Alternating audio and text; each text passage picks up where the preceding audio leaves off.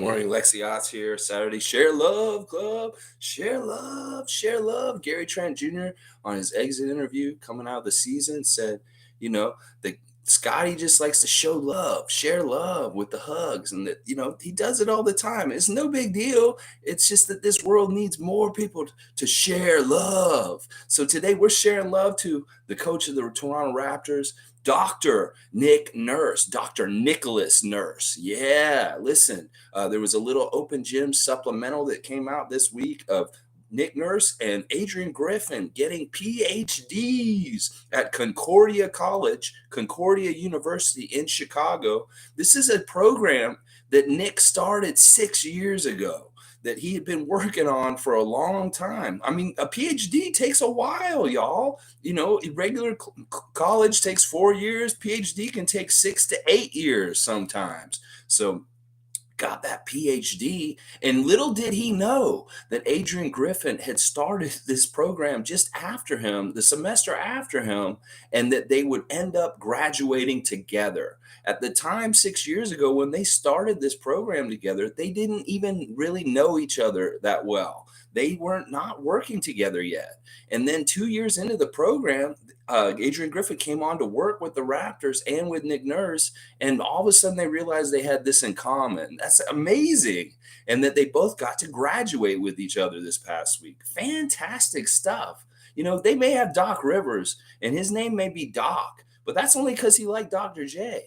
And now we got Dr. Nurse, and he is actually a doctor. In fact, there's only been 3 NBA coaches in the history of the NBA that have gone on to get their PhD in coaching. Like, this isn't just a PhD in like science or math or nature or something. This is a PhD in coaching and being a leader and leadership coaching PhD. And that's an amazing thing. And only 3 coaches in the whole history of the NBA have gotten to this degree, the doctorate degree in the history of it. And our 2 coaches are 2 of the 3, which is crazy. The other one is Dr. Jack Ramsay, because obviously we call him Dr. Jack all this time. That's because he had earned the doctorate.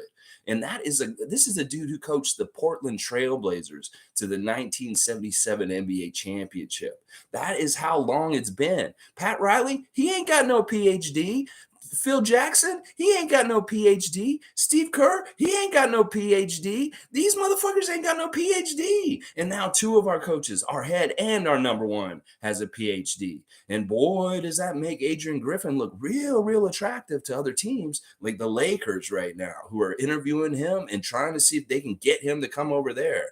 I kind of like having 2 doctors on the bench. Do you ever think that Nick and Adrian talk to each other and say, "Hey, doctor, what do you think?" "I don't know, doctor. What do you think?" Do you think they do that fun little exchange where he's like, "Well, what do you think, doctor?" "I don't know, doctor. What do you think?" That would be so fun if they did that. All right, let me check in with Raymond Jacob and Tom Duke real quick. Raymond Jacob saying, "Go Nurse. I am with you, man." What a cool dude. This dude is not sitting on his laurels. This man is doing so many different things all at once. Like, in fact, that's one of the things I admire about him, is that not only is he the coach of the Toronto Raptors, and that is a 24/7, 365 days a year job in itself, this man also finds time to go to night school and get his PhD degree at night. And then not only that, he's a coach of Team Canada for the men's basketball in Olympic sports. That is another whole big, huge commitment. And then finally, y'all don't know this maybe, but maybe you do. On the download, this man is a member of the Arkells. This man is actually in a rock and roll band that tours around the world, Canadian Toronto band Arkells. He goes and plays with them on stage. He plays the guitar and he plays the piano. So that's what I'm saying. This man has so many frying pans on the fryers on his stove. And where do you find the time, Nick Nurse? Amazing, amazing stuff. All right, let's see what else Raymond's saying. Imidoku doing an excellent job with Boston, too. Awesome game last night. All right, I'm glad you brought this up, Raymond, because listen, Boston, this is the thing, Milwaukee, you fucked up. You fucked up, Milwaukee. You had this, you idiots. First place you fucked up was in the regular season. Because listen, you did some weird shit at the last couple of games, and you kind of a little bit tanked, and you ended up falling out of that number 2 spot. Well, that number 2 spot is what is so coveted at this point in this round, because that means home court advantage in game 7.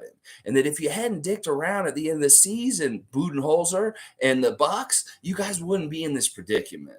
Now, you had the opportunity to close it out on your own home court last night in game 6, but you failed to get the job done. In fact, Jason Tatum had this amazing game last night of getting 45 points and something like that. And they just, man, it was a battle. Honestly, like Milwaukee, you were right there. It's too bad you couldn't close it out, because I'm going to tell you what, right now, going into a game 7 on a Sunday against Boston in Boston, you guys are in trouble.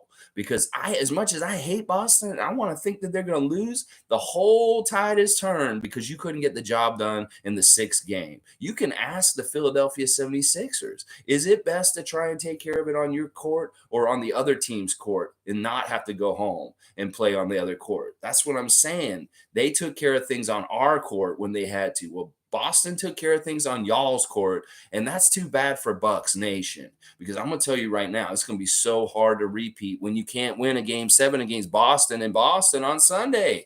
Oh my gosh, you guys had it, but you made an error in the regular season, and now just because you couldn't close the deal last night was the night you needed to finish them. And you did not, and you're in big trouble for it. And I might have to say the same kind of thing with the Leafs. Although the Leafs do have the opportunity to close out their game 7 here in Toronto, which is great. But man, you got to take care of things as soon as you can in the playoffs. You can't mess around with teams and let them have life, let them have energy and be able to try and come back at you.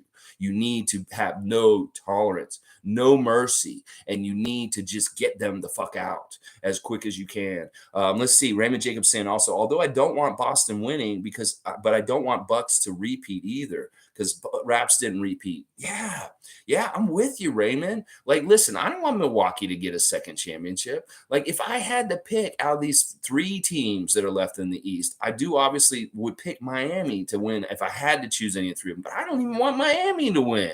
So it's really a Western team I got my eggs in the basket for right now. And I'd rather not be Golden State, but they took care of business last night, putting out Memphis. What a gutsy team Memphis is. But once again, listen, on the escalator of the playoffs, different teams are at different stages of their progression and growth as a team.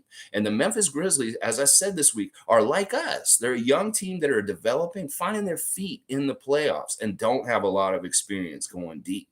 So this is where they hit their ceiling, is against a franchise that's a dynasty, Golden State Warriors dynasty with Steph Curry, Draymond Green, and Klay Thompson. Those 2 guys, the Splash Brothers, they were splashing it on them last night. Oh, yeah, they were. With Bauman, I think they got like 13 to 15 threes, just the 2 of them.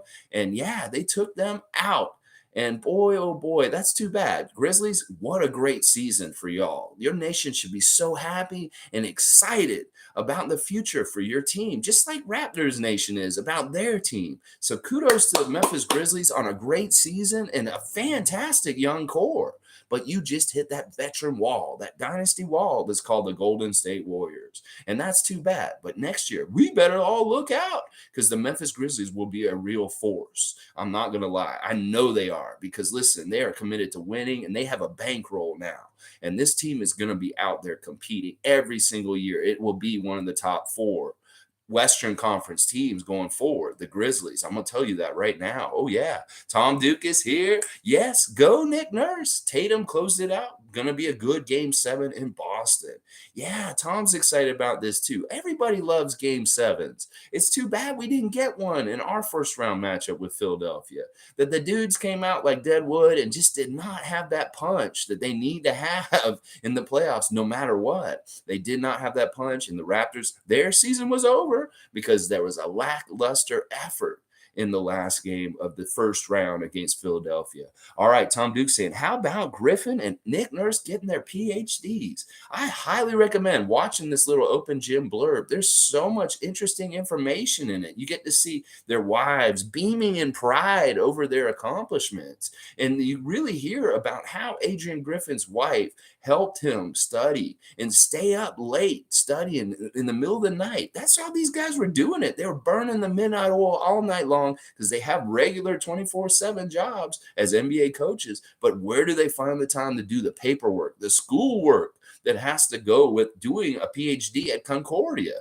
Well, they're up in the middle of the night. They're not sleeping. It's crazy. I'm sure in some ways, Nick and Adrian were able to combine their work as coaches for the Raptors with their PhD work program. Also, I would find that if they were writing papers about leadership, I would hope that they were incorporating things from their own real-time experience in what they were doing in their lives.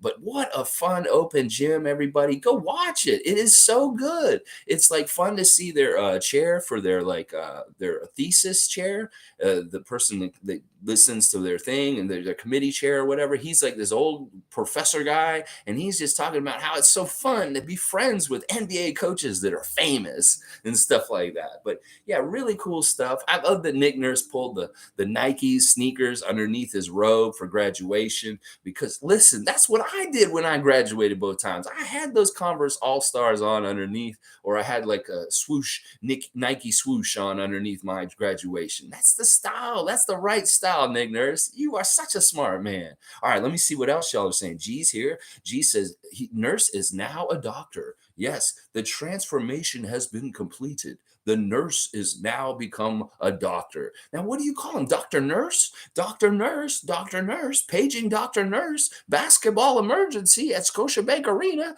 Dr. Nurse. Is that what they call him now? Dr. Nurse? I love it. Like I said, I want to hear these guys in the huddle saying, what do you think we should do, doctor? Well, doctor, like scalpel, doctor, whatever. They probably do that in the huddle now. It's like, yes, Dr. Griffin. Okay, Dr. Nurse. It's pretty funny.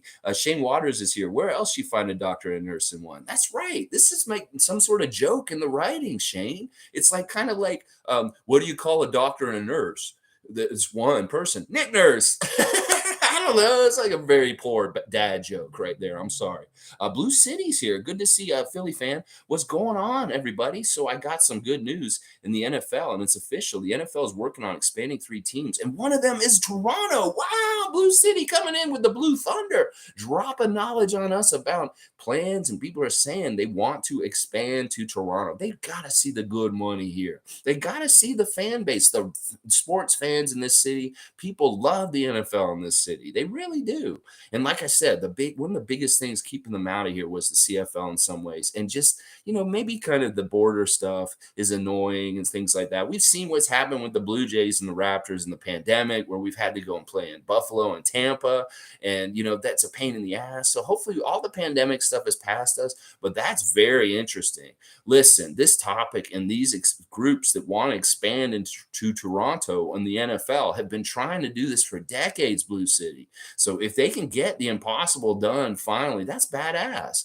Hopefully they can. We'll see. I mean, would they play at Rogers Center? That's the thing. Maybe they would still play at Rogers Center, because that's where the Dolphins always played. Or no, the Bills. I see the Dolphins. It wasn't the Dolphins. It's just the Bills and the Dolphins always played a game here. That's where the Bills would play their games when they came up over here. Or BMO Field's really looking nice. I rode by it yesterday, and man, they upgrade that place constantly. It's almost like they always have a new roof or a new bleachers or some sort of new part to the building at BMO Field. Now, I don't know if that's a big enough stadium for an NFL-sized crowd, but that would be a fun stadium to play football in, because of the open airness of it and where it is on the court, in Toronto near the lake and stuff. But it may be not feasible just because of winter, and you may need that retractable roof of the Sky Dome. But wow, that's great news, Blue City. And listen, as a Toronto sports fan, if we get an NFL team, I'll be happy with that. That'd be great. If we get a WNBA team, which is more likely in some ways, that would be fantastic too. Like, I just want more sports to root for here in this city. And Blue City, I hope you're having a great weekend, all kinds of different ways, buddy. I know that, there's a lot still in sports to root for and stuff, even with our teams out at this point. And what an interesting game last night with Milwaukee and Boston. At least we're seeing really good basketball being played on both sides in the Western and the Eastern Conference right now.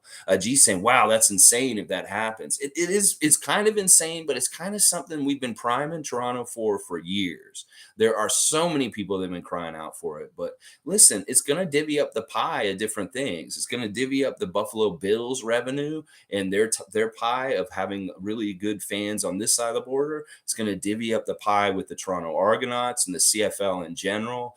These are the worries for them. It's like the CFL already has a lot of financial problems, and part of the reason why they keep the NFL out is that they're already in trouble. They're on the ropes, and if the NFL comes in, it might be bad news for CFL in certain ways. So, all right, let's see. Lolita's here. Good morning, all. Only 3 coaches in the NBA. Wow, congratulations. Yeah, only 3 doctor coaches. Dr. Jerry Buss, he was a team owner. He was not the GM. He was not the coach. He was the owner, and he was a doctorate of physics, which is absolutely insane. Something I learned from winning time, that Dr. Buss was a doctor of science. Wow, he was a real doctor of chemistry. Let's just put it that way.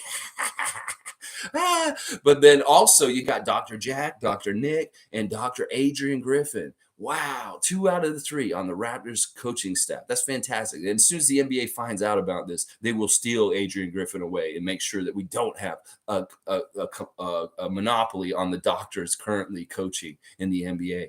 Tom Duke saying, Blue City, oh my goodness, might have another decision about cheering for a sports team. Would I dump the Seahawks to cheer for the new Toronto team? I love anything Canadian. Tom Duke has the 100% maple syrup pouring through his veins. Is not only drinking it, he has consumed so much Canadian 100% maple syrup. The man has maple syrup running in his veins. That's just how it is. It's purple and red maple syrup. And yes, I totally understand what Tom is saying here. My allegiance to the Tampa Bay Bucks may have to be amended if there is a hometown NFL team, for sure. Blue City saying, I heard that Jimmy Butler still has love for the Sixers and their fans. I heard JB and they chose Tobias Harris over me. Yeah, he said that at the end of y'all's game the other day. He said, y'all chose Tobias over me. And he's kind of right. That is what the franchise ended up doing, was choosing Tobias's big contract over retaining Jimmy Butler.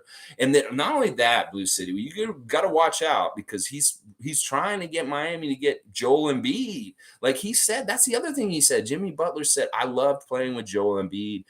Joel is a good friend of mine, and I miss playing with him. And I feel bad about putting him out, but that is how it is. And then he also said, I'd love to play with him again. And then boom, you better watch out. Heat Nation takes that all of a sudden. They're saying, we need to get Joel Embiid from Miami. And these selfish, greedy motherfuckers, they'll figure out a way. Trust me. Look at the decision with LeBron and Dwayne Wade and Chris Bosh. That's the way we felt when Chris Bosh just up and went, I'm going to South Beach with LeBron. Don't underestimate the power of Pat Riley and his shadiness in Miami Heat Nation to make really fucked up things happen. So I don't think that they'll get Joel, but they're making overtures about wanting to reunite Jimmy Butler and Joel Embiid in Miami. I don't think that'll happen, though, so don't worry too much. Blue City saying, well, I also got some good news. The Buffalo Bills, I am thinking about not becoming a New York team, but I think they're moving to Toronto and change their name to Canadian Buffalo Bills. Oh, wow, that's interesting. Because that is something that they talked about. The Buffalo situation is really messed up right now. That this is the thing, and I'm going to talk about this tomorrow, guys. Tomorrow we're going to do a Sunday report on whether the Raptors could be moved out of Toronto, possibly. So tune in tomorrow, because there's a lot of American fans that do not like having a Canadian team in the NBA. And we're going to talk about the realistic parameters and situation about the Toronto Raptors in the league, and if this is even possible that they could get our team out of here somehow, some way, and stuff like that. Because one of the problems in Buffalo right now with the Bills is that they need a new stadium, and that the person who owns the team doesn't want to pay the money for it. And this is the really gross, egregious thing about the whole thing, is that they want the city of Buffalo to pay for it, and the taxpayers. And this city is depressed economically. These people need this money for other important things in the city, like social programs and helping people out, because there's homeless problems, there's nutrition, there's people that are starving, there's all kinds of issues in that city. And to divert so much public funds to Ralph Wilson's family and trying to make a new fucking arena there is kind of gross, is disgusting, because it's the wrong priority. And it may be that Buffalo just cannot sustain a team anymore, and that this deal does not need to happen, where they need to spend all their civic money on a new stadium in this way. Why not just hop the team across the border to Toronto? And yeah, I'll tell you, the Northern New Yorkers are going to hate it so much. They will be so pissed. And they've been so pissed about having to play some of their games in Skydome and stuff like that. So there's going to be a lot of backlash, but it's economics, baby. This is why Seattle had to leave. The Sonics had to leave Seattle. This is why the Grizzlies had to leave Vancouver. It's the same shit. It's the arena. When the arena is not right by the NFL and they want a new one for the team because the arena is old and falling down or just no good, and then the city does not want to pony up the money and nobody wants to pay for the arena, the team moves. And that may be what is happening here. And what Blue City is talking about is that kind of thing. Because I've heard about this a lot. G's asking him, are you involved with the NFL? You seem to know a lot of insider info. And you know what? I'm wondering this. Well, let's see what Blue City said. No, I'm not involved in the NFL, but I do have friends and family that do work for the NFL. Very, very inside stuff here. This man is Ahmad Rashad for the NFL. He's got the inside stuff. And I love it. Okay, Blue City, any kind of little details here. We don't have to be absolutely factual on this channel. We try to be as factual as possible, but we do talk about speculation to a degree and talk about what could be possible and stuff like that. Very interesting. G-San makes sense. Awesome. Yeah, this it's really a lot to do with the arena or the football stadium in Buffalo that's going to cause this. That nobody wants to fit the bill for a new building. And the taxpayers shouldn't have to do it. It's egregiously wrong if the people of Buffalo have to pay for this shit when there's an owner who's super, super rich and could afford to do it himself. It's just that these rich guys like Elon Musk, they want the taxpayers' money to do their stupid space shit and stuff like that. When they had the money to do it, they don't need the money to go do these projects. They had the money. They're just greedy ass motherfuckers who are trying to get free money from the government and from the people. And I'm sick of that shit. And the Buffalo Stadium is a similar situation to like Elon Musk and his SpaceX trying to get money for that shit, or Jeff Bezos and all that bullshit. Let's see. Tom Duke saying, oh my God, this is awesome news to start my day. You better not be pulling our legs, Blue City. Yeah, this would be some sort of twisted Sixers revenge on us. It's like, we'll make the Raptors fans think they're getting an NFL team. We'll get them. I don't think Blue City's like that. And honestly, there is a lot of truth in the rumors that he's in the things that he's saying right here. There's a lot of murmurs that are like this going on. So, and you know, the other thing that's a factor in this, I just realized, is that they've opened up gambling in Ontario now. So this is majorly attractive, probably to the NFL and gambling sites. So this may also be an added stick to the fire that causes the flame of the NFL to start burning in Toronto with the franchise here. Is the gambling has been opened up in Ontario all of a sudden. And there's a lot of sports gambling going on now all of a sudden. So let's see. Alistair saying, hate that Miami's in the Eastern Conference Finals, praying Milwaukee goes back to the finals. Okay, so Alistair still wants the Bucks to pull off the Game 7 against Boston in Boston and then beat Miami in the Eastern Conference Finals. Wow. That would mean probably that Giannis gets the first ever Larry Bird Eastern Conference Finals MVP award. I wish that they had these awards before when we won the championship. I wanted to see somebody hold up the Larry Bird Eastern Conference Finals champion for our team in 2019, but we didn't get that. These awards are weird, these new awards. They changed the Larry O'Brien trophy slightly too. It looks a little different, a little weird. But I hate this too. I'm honestly, Alistair, I hate all the Eastern teams other than us. I really do. In fact, in some ways, I like Philadelphia more than these teams that are playing right now. Just so you know, Blue City, I kind of hate the three teams that are still playing right now. Blue City's saying Embiid and JB hug like they were related to each other. Damn you, Ben Simmons. Damn you, Brett Brown. I know, man. They broke up the band. And listen, as much as Joel is your dominant, most important player, Jimmy was your heart and soul. And he's been the heart and soul of Miami since he's went there. These just those kind of players. Like Lowry's the same way. So it's all of a sudden Miami's got a couple hearts and souls on their team, like two of them. And they're very special kinds of players when you have that kind of player. And that's too bad that, like, you know, your franchise didn't covet him as much as they probably should have and realized that this is the part of the dude that's essential for us in our building blocks. Fuck Ben Simmons, fuck Brett Brown, fuck Tobias Harris. Just should have kept Jimmy Buckets. Blue City's saying, why would they do that to the Raptors? Who do what to the Raptors? Take the team away? Well, the only reason why I'm talking about it, Blue City, is like partly is because of what happened with the Vancouver Grizzlies and them losing their team over there. That a lot of Americans, there are a lot of anti-Canadian people in America that don't think that the Raptors should exist. That they want the NBA to completely be all-American team. All-American teams, and that there's a lot of murmurs. Like a lot of people in Sixers Nation is talking about how we don't deserve a team, that we're a terrorist organization, and that they need to take the team away from us. And Canadian people are worried a little bit, because the reason why it would happen is because of the pandemics. Like if we have more pandemics in the future and they have to close border of Canada and US and we have to go play in fucking Tampa again or something like that, that's the thing they got to worry about. Is like that kind of stuff can cause problems for us being on the other side of the border from everybody else and stuff like that. But we'll talk about this way more in depth tomorrow, the different reasons why it could happen and all the reasons why it probably never will happen and stuff like that. But I just want to clear the air and just do like an informational Sunday report tomorrow about the Raptors and the possibility of their team having to be relocated out of Toronto. And I'm not doing it to horrify anyone. I'm just doing it to talk about it realistically and just say like this is the possibility of it. And honestly, the spoiler is the possibility of it happening aren't very good at all. Like they have to have a lot of bad things happen in a row for it to happen. And I don't think it's going to happen ever. I really don't. I think that we've gotten pretty locked in the NBA in our position as a team in Toronto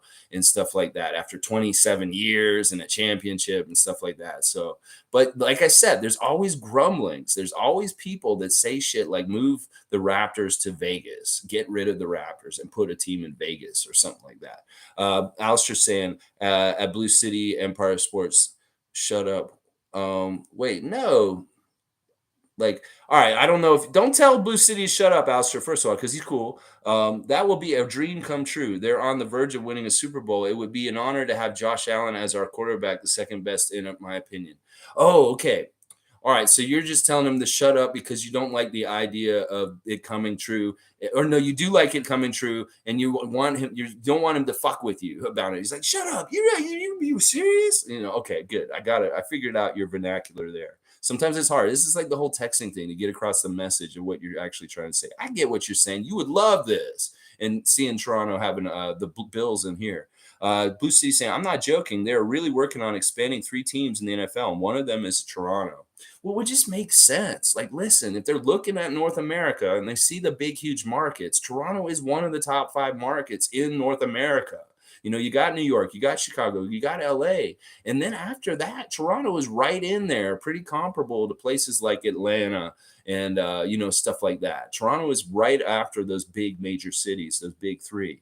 So let's see. Yeah, Alistair saying if we get a team, bye CFL. Oh my God, that's incredible. Yeah, that is part of the problem is that we listen in Canada. We do fight for Canadian content. That they have the CRTC, which is monitoring television for making sure that we have enough Canadian produced content, and that maybe the reason why we don't have an NFL team is that they are trying to protect the CFL from dying or for going away because that employs a lot of Canadian jobs, and it is kind of an important thing in some ways. And in some ways, they may look at it as like, look, the NFL is in Toronto in a way because of Buffalo. It always has kind of unofficially been in Toronto. That Buffalo is just Toronto's team, even though they're not here on this side.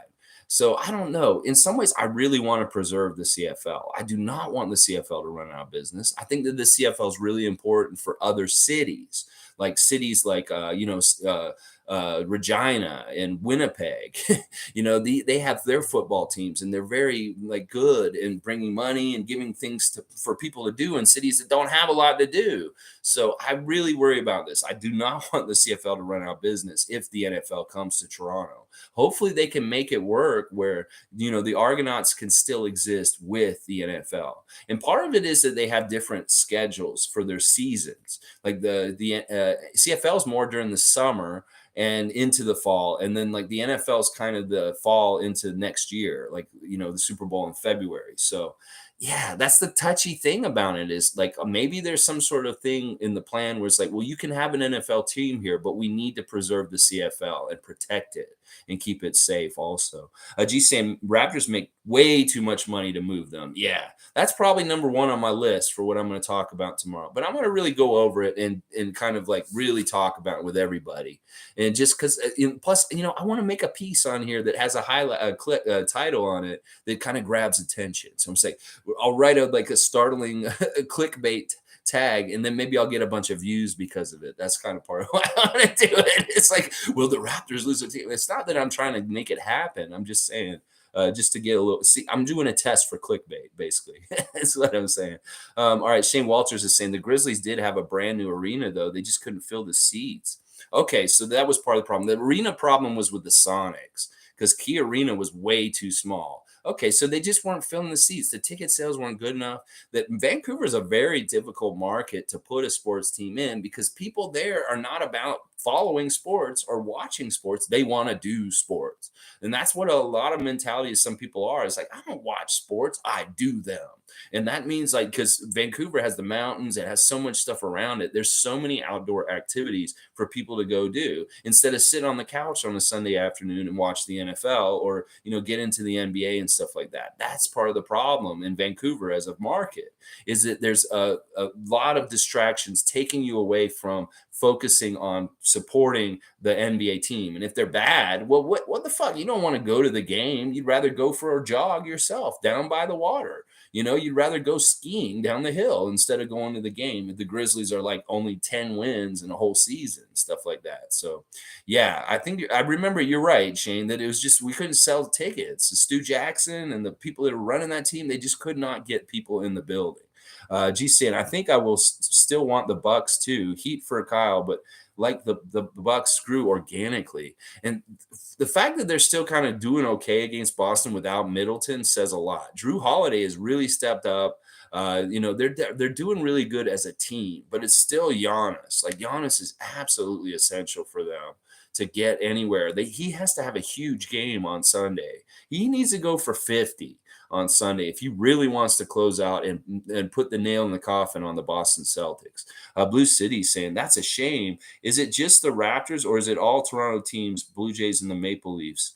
No, I don't know. Like as far as the fan nations or about us being possibly moved, well, you look and see what happened in Montreal Expos. They went to Washington and became the Nationals. They lost a team. So they're always looking at opportunities to move teams in different ways to make things better from whatever way. But I don't think that it's possible with us at this point. Like the same things I'm saying about the NFL cities being attractive to us, it's attractive to them to be coming here because it's one of the top 5 metropolitan areas in North America.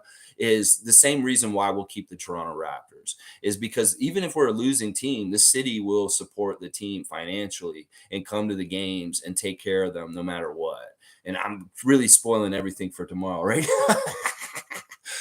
G saying terrorist organization. Yeah, it's weird. Like part of it is the difference in people's political opinions in sports. Like there's a lot of Americans that love sports that are very Trump people, or very right wing, or very like not open minded. They're not woke in any kind of way. They're the people going around saying woke goes broke, and they see what the Raptors do as social justice warriors, as a franchise with the Black Lives Matter coach. Bus, and they have all the different kind of things like promoting justice, like the things Masai Ujiri is doing in Africa and stuff like that. They see a lot of players, international players on our team. They see Nad Badia at the sideline in Philadelphia, and they start calling us terrorists. And basically, some of it is xenophobia, just racist, like fucked up idiots that are ignorant, and they see somebody like Nad Badia and they call him a terrorist. They're like, there's some people using that slur against him. It's similar to the ugliness that's in the news right now about the treatment of Jagmeet Singh that he's had recently. It's really ugly, racist stuff. And that's where that comes from, that terrorist nickname for our organization. It comes from pure racism, basically. They see a man that wears a turban and they just think that he's like Al Qaeda.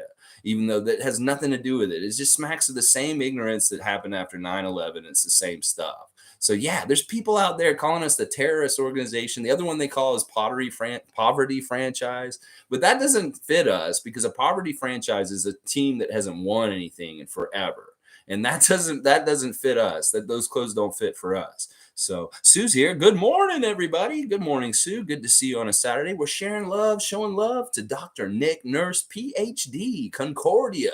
Yes, this man took the walk. He went and sat and took it all in. And listen, Vince Carter, he didn't have to do it on the day of a game. He could wait until the season was over and make sure he could walk then, Vince. Oh, yeah. Blue City saying, it's okay. He didn't mean to say shut up the way you guys think. Okay, yeah, it's just me reading it. This is the whole thing like with texts. When you're texting your girl and you say something, and she's like, what do you mean? I'm like, no, I didn't mean nothing, but no. And then you better get on the phone because you better clarify real quick because things are going south fast. Oh my gosh. Tom Duke saying, woo, good morning, Sue. Let's go. And he's got a crazy face. And also Tom Duke is saying Bucks District. The emoticon game is really strong with Tom Duke as usual. Bucks District was packed last night. I noticed their fans seem solid, just like the team is. Well-run organization. Here we go. Tom Duke is looking from the outside at the Milwaukee Bucks and what they've got going in their team franchise and stuff after winning a championship last year, and he respects this.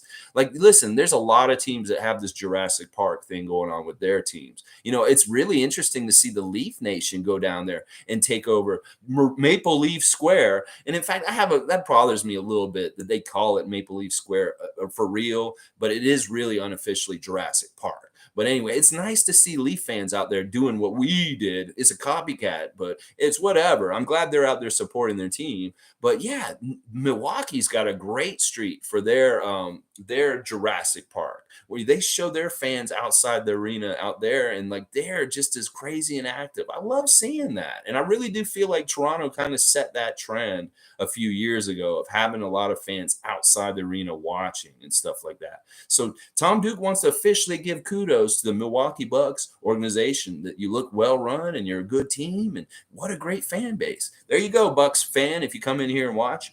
Raymond Jacobs saying Toronto is not a province state. You can't move a team that is a whole country loves. We also have the most worldwide fans. Yes, Raymond Jacob is just speaking the gospel. Listen, tomorrow's Sunday, we'll go to church and I will preach everything he's saying right here as far as this in a sermon to say why we will never lose a team. And he's exactly right. And some people have said recently, like, why are you a Toronto fan? You live in BC, Tom Duke. You should be rooting for Portland Trailblazers. Well, listen, no. No, there is only one Canadian baseball team. There's only one Canadian basketball team. But since the Montreal Expos and the Vancouver Grizzlies left, that means that whole territory has been expanded for the two Toronto teams that are still in those professional sports. And that's why somebody who's up in Yukon territory, it doesn't matter where they are, they love basketball and they want to root for the Canadian team. They're probably going to be a Raptors fan. And that I love that we have a huge fan base. It basically stretches from Halifax to Vancouver. And that is really special and important, and is part of the reason why we won't lose our team, is because it's not only just Toronto people get up in arms. If Canada loses the Raptors, everybody in Canada in different ways will be upset.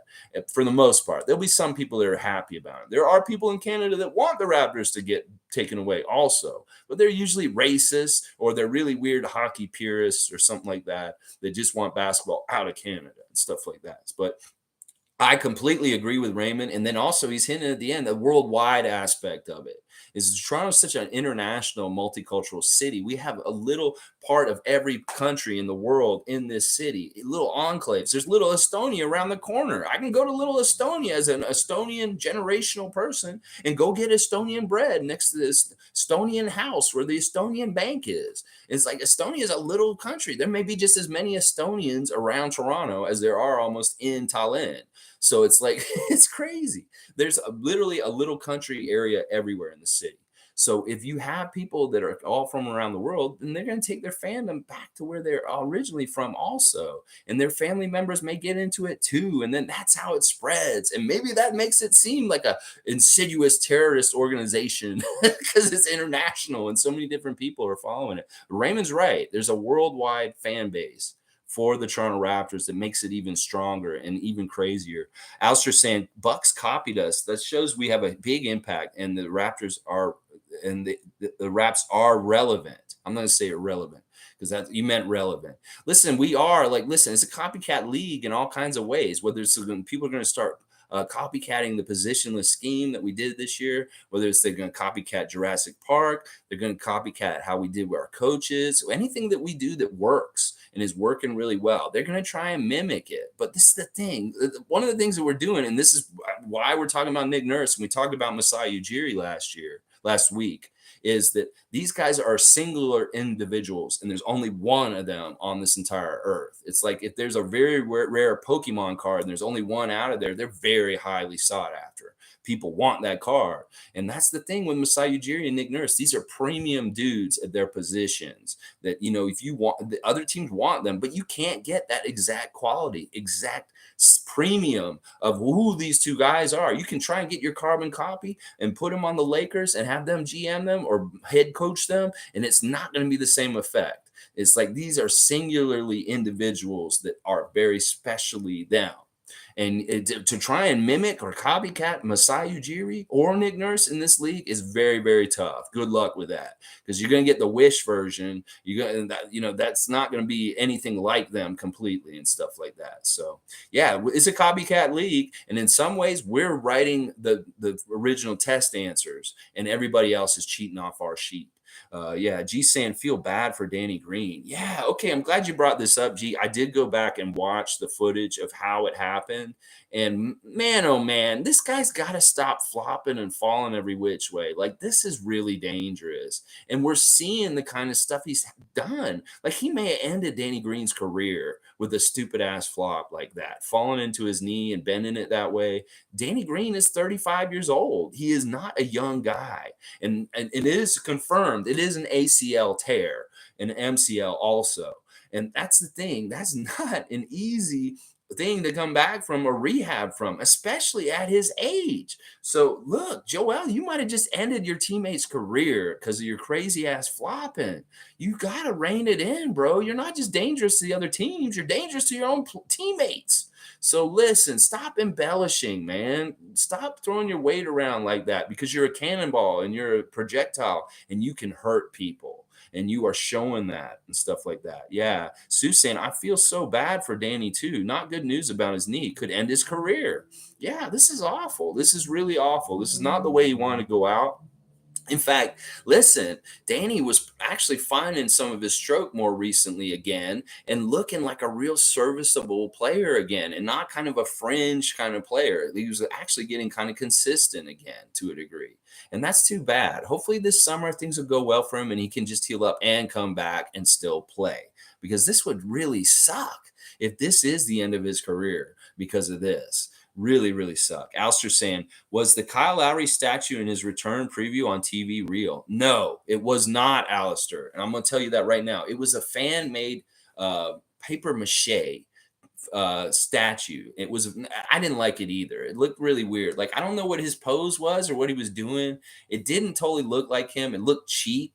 And no, they're going to have real materials. It's basically something somebody made at their house just for fun, and they carted it down there because it was really light. They could take it all over the city. They were taking pictures of it in front of the Air Canada Center. They took it down to a couple basketball courts down near Harborfront and just had it out there. And it was really just a prop.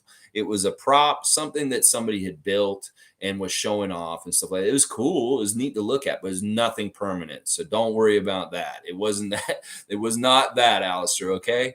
And in fact, we got to get a better pose for him. Like something. I would love to see him with the glasses and the hat in the championship parade holding the trophy, or maybe something to do with something that he would do in the game. Like maybe there's a clapping one or something. I don't know. But the one that they had was like him fighting or something. It looked like he was about to fight or something. It was really weird. But no, that wasn't a real one. Shane Waters is saying, I was all over the Vancouver Grizzlies, had season tickets the first year. I was so disappointed when they left. I stopped watching basketball for years. Then I hopped on the Raptors bandwagon in 2015. Here to stay. Right on, Shane. Right on, man. I know it's Saturday. You're probably not working today, but maybe you are and listening to me still. But right on, man. I love having West Coast people listening because I realize it's like 7:15 in the morning over there where you and Tom Duke are right now. And I really appreciate getting your attention this early in the morning. Maybe this is the way you start off right, talking some Raptors, just some happy times and some smiles and laughs and some fun time. But yeah, man, I love hearing this. I love hearing the stories about how people find their way to becoming big Raptor fans and getting really into it and stuff like that. And everybody has a different story in some ways. And it's like sometimes it's really weird. It's like in that moment, I realized I wanted to cheer for the Raptors. And I love that. Raymond Jacobs saying at Shane, I always wanted Raheem on the Raps. So jealous back then. All right, this is a guy we don't talk about hardly ever. He's the president of the G League, y'all. It's crazy. Like you don't hear about him. He's an unsung kind of guy. He was a very important player for the Grizzlies when they were in Vancouver. Sharif Abdur-Rahim. And this dude was actually a really great scorer. Like, they had Big Country, and he was kind of the marquee guy. They made a big deal out of him in the marketing and stuff like that. But really, the most important franchise player for the Grizzlies when they were in Vancouver was Sharif. And he was putting up like 20 and 10 in a lot of games and stuff like that. And then he ended up going to Atlanta and playing for the Hawks for a while, and he was quite good there too. But yeah, Sharif was an interesting player. I would have liked to seen him in a Raptors jersey. But yeah, he was over there, and now he's in charge of the G League, which is interesting that he's the president of the G League right now. Summer Lowe's here. Good to see Summer Lowe at Shane Waters. Do they show all Raptor games in Vancouver?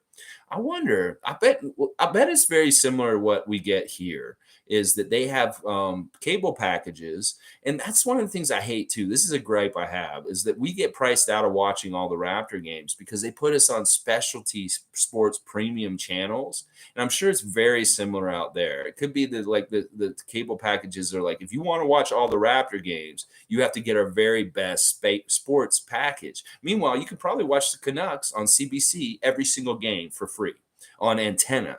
And I hate that. That is one of the ways that they've tried to hold down the sport of basketball in Canada is by not letting it be absolutely accessible to every single person on the airwaves.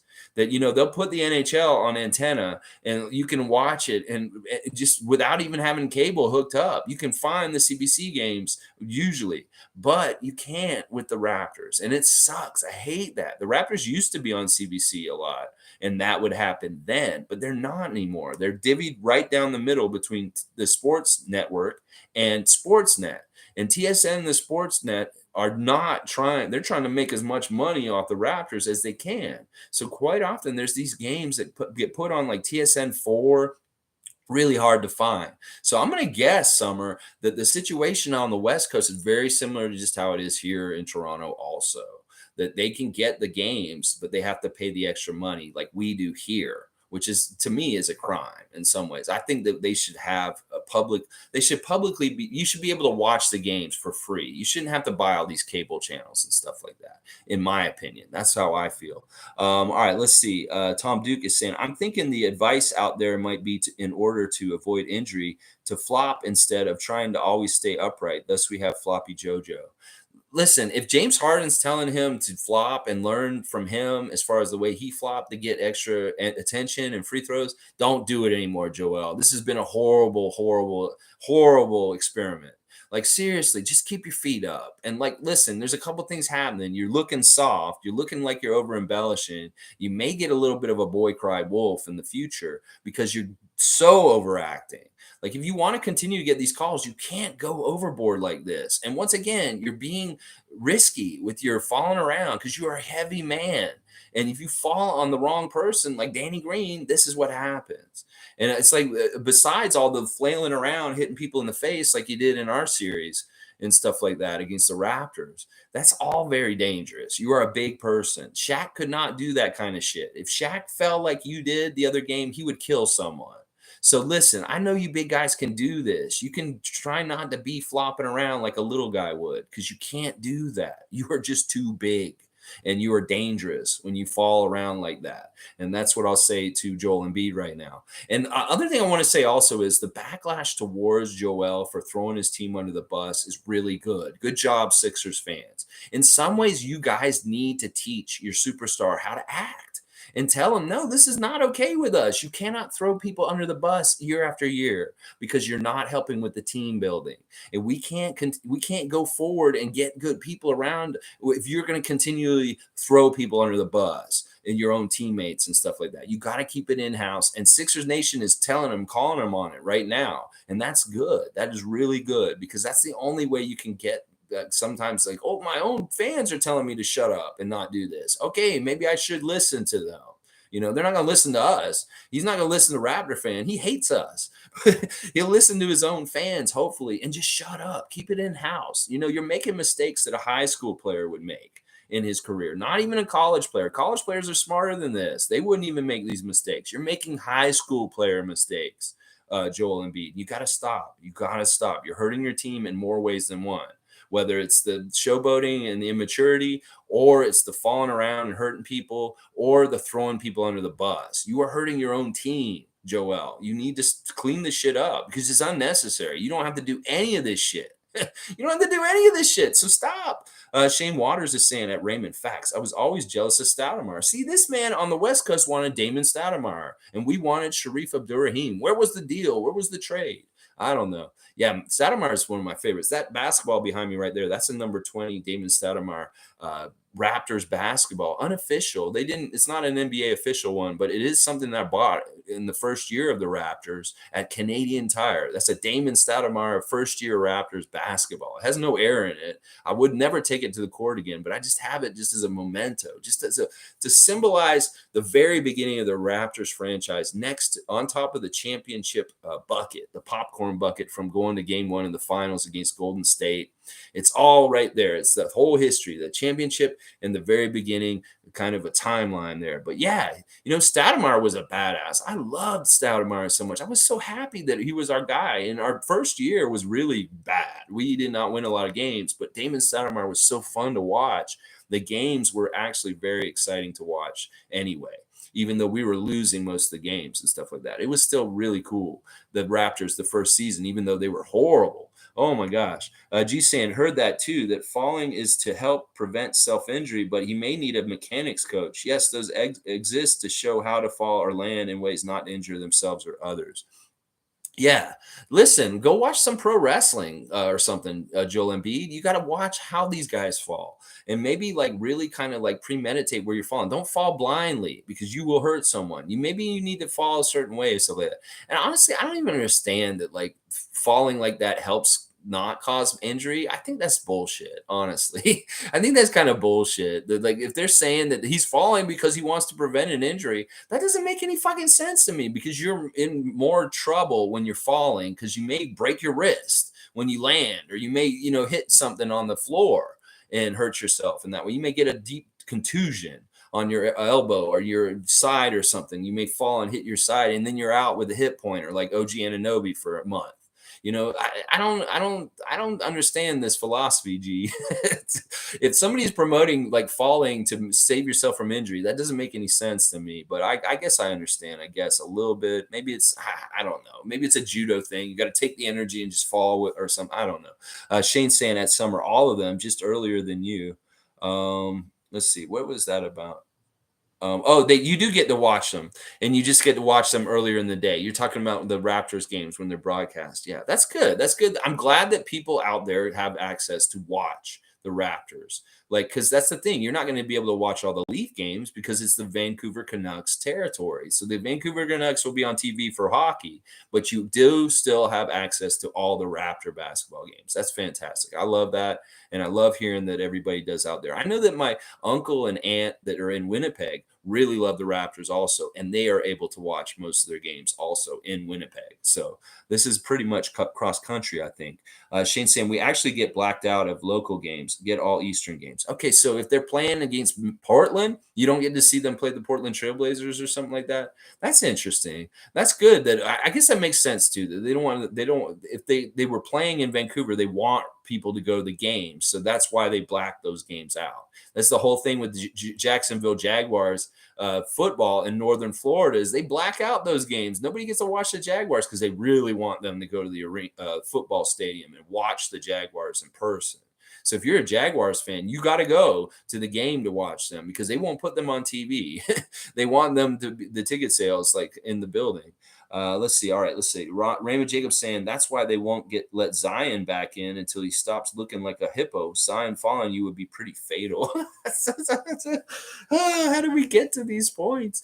Yeah, I guess you're right. Maybe that like Zion, you're getting weighed before you come back. We can't have you falling on anybody with your fat ass. You might hurt half the team. We don't need CJ McCollum or any of the other Pelicans getting hurt and not being able to play because of you. So that's interesting. That's pretty funny. All right, well, we're almost about an hour. I'm just going to go over real quick the reasons why I really love Nick Nurse and show love and appreciation for the head coach of the Toronto Raptors. One of the main reasons why I really love Nick Nurse is that he's a very intellectual man, that this man is always reading books. He has very diversified tastes in things that he loves. He loves music. He loves, reading books and stories and hearing about life and life experience. This is a man who lived in so many different countries as a coach over in Europe and all over the place, coaching different teams and has such vast life experience coming from Iowa. And just a very worldly, interesting intellectual is who Nick Nurse is. He's very much like Phil Jackson as far as like a coach that would give his players books and say, I want you to read this book, Scotty, because I think it might really bring a mentality or a mindset out in you that you may find or something like that. That's the kind of stuff that Phil Jackson would do. Like take his team to a sweat lodge out in the middle and make them see visions from sweating so much in a sweat lodge, stuff like that. Well, Nick's doing that kind of stuff with the Raptors also. I love that about him. I love his musical side. I love that he has this partnership with the Arkells and that he likes to get on stage in blue jeans and strum the guitar with them on stage and that like he's actually working with them on their next album and will appear on their next album. I think it's a piano part he's going to play and stuff like that. That's cool. I love also the fact that Nick Nurse has committed to the country of Canada. That is, listen to the thing, this whole Laker rumor recently was so stupid. It's like, listen, do you not paying attention? This man is the coach of Team Canada, and that is not a small, responsibility. This is something that he is committed to and to seeing through because once again, just like the Raptors building a franchise, you want to build a program with Canadian basketball. You want it to have stability. So if he has a stable job with the Raptors and staying in Canada, he's going to continue to do the stable job of being Team Canada's head coach also. And that is something he wants to build and find success in also on the side project. Getting a second Larry O'Brien is part of what he really wants with the Raptors, of course. But I am sure there is another side mission for him to do really well with Team Canada in international play in basketball and to try and get them some sort of medal or some sort of accolade or something. Just get them qualifying and involved more on the international stage as a team. And I love that about him also. I also love that Nick is so loyal. He's loyal to his own people like Nate Bjorkgren and Adrian Griffin. He's loyal to Masai and Larry Tannenbaum and Bobby Webster. He's loyal to his players. Listen, he's very fair with them. He does not throw them under the bus like Joel Embiid does to his teammates. He will be critical of them and will point out something that he didn't like about something, but he never, ever really, truly like is insulting or something like that to him. So there's so many different aspects about Nick Nurse that I truly and really appreciate and love. He's an intellectual, he's committed, he's loyal, and that he's also very creative. That he will do things that are not necessarily the standard, that he does not necessarily follow fundamental game plans in basketball that every other coach in the history of NBA may have followed. He will go outside the lines and color outside the lines and make his own way.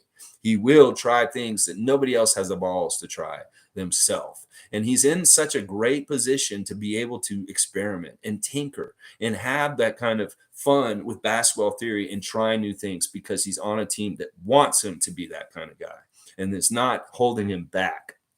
whether it's with salary or personnel or even philosophy. Because sometimes a GM will tell a coach, well, we want you to play this style and you have to play this style. Well, we're not doing that to Nick Nurse. We're letting Nick Nurse do what he wants to do. And that is fantastic. And I love that. All right, let's see what else you guys are saying real quick. Raymond Jacobs saying, Nick Nurse, the more hobbies you do equals creativity, equals imaginative mind. He's definitely a mad scientist. Oh, yeah. He's even got the mad scientist glasses. It's like he's like that little, Dexter's Laboratory guy.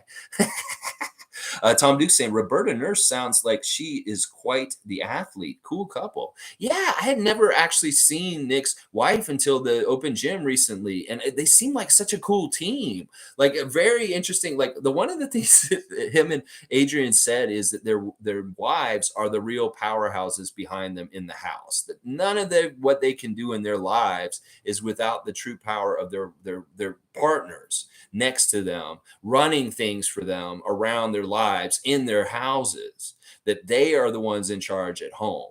And that is the whole reason why they're able to go out and be successful in the things that they do outside of the home, is that their partners are helping to take care and support and allow them that to be able to go out there and do that. And that's awesome. That's so awesome. It was so cool to see both of them there supporting and showing their love for their husbands and their accomplishments and how they help them get to those accomplishments too.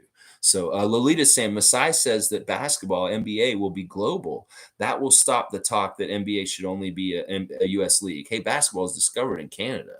Yeah, well, invented by a Canadian for sure, and had the first NBA game in Toronto at the Maple Leaf Gardens also. The history is, the linkages are there. But I think you're right, Lolita. What you're saying is that Masai has a global vision for the league. I think Adam Silver has a global vision for the league. I know David Stern did before he died. And that, maybe a lot of people in the NBA do also, like Mark Cuban probably has a global vision for the league. Anybody who wants to make more money is probably thinking that way as far as like things. So yeah, I agree with this. And it could be, who knows, that David Stern, what he wanted to do way long time ago was he wanted to have an NBA Europe. He wanted to have a Europe NBA, and that their champion would play the champion of the US side over here, North America. Is that interesting or what? Just imagine if they had a whole complete NBA in Europe playing between countries. Now that's a whole minefield of trying to figure out everything and stuff like that. But with the EU, it would have been easier in different ways. But that, like having a certain amount of teams there play the champion on this continent against the champion of that continent, that would really even make it more global. Because some people say they see the banner that we put up in Scotiabank Arena, it says World Champions 2019, and they're like, well, you're not the world champions. Spain won the world championship that year and stuff. Like, well, we had Marc Gasol at the same time and he was on both teams, so I mean, come on, he's a world champion in both ways. But they've always said the NBA champion was the world champion because that was considered the highest league in the whole entire world, and that was the most important league. If I look at my old Detroit Pistons bad boy shirt from 1989, it says world champion on it. So this is not anything new. And for people to come down on the Raptors for having a banner that says world champion, saying, well, you're not really champions of the world, you're just champions of the NBA. Yeah, there's semantics here. We can kind of argue things a couple different ways here and stuff like that. So let's see. Raymond Jacobs saying, global, would Toronto ever have to fly over to Europe for away matches too?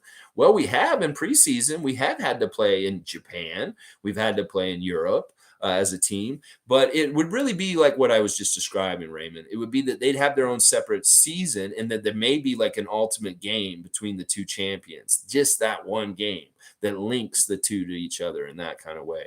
But yeah, there's a lot of things that would have to be worked out for that to work. And I think it's more likely instead that we get another team in Canada, in Montreal probably, and then there's a team in Mexico City. I keep talking about that. That's where it'll go more global within the NBA here on this continent, is doing that. And I don't think they'll go to South America though.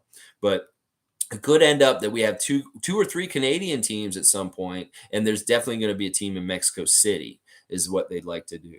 So G saying Nurse uses music to come up with the schemes. Yeah, yeah, I love it. Like this is the whole thing with like there's a real connection to jazz music and basketball and just like beats and rhythm with the ball and all this kind of stuff. Sure, you could probably find a syncopated beat that is just like the perfect basketball beat for the basketball play. It's like do do, and then you're like, you just figure it out. And then like Nick comes in, he has a cassette tape and he presses play and he says, "This is the play I want y'all to play." And then it's just like a piece of music. He's like, "You got to do that on the court." And they're like, just do what you think this is on the play. Like, but yeah, I agree with this. I mean, that's what they say with footwork on the court. You have to have a rhythm. And if you're a good dancer, if you have some sort of like good, like, sense of rhythm and that kind of thing, you could probably be a better NBA player just because you have an internal rhythm in your head that you could maybe be like, do, and put the ball in and stuff like that. But yeah, I could see that. I could see that. I could see him doing something weird like that, where the team's like, "What the fuck is coach doing now?" kind of thing, stuff like that. Raymond Jacobs saying, or would they only fly over for playoff matches? Yeah, that's kind of what I was explaining. I would think that that's what they would do. They take the champions and just have a championship like battle at the very end of both of them and stuff like that. All right, we're just over an hour. I just wanted to share some love for Nick Nurse, like you guys too. Dr. Nick Nurse, congratulations on getting your PhD at Concordia this week. We are so proud of you, and we're so happy that you are our coach and a part of our franchise and running our team on the court.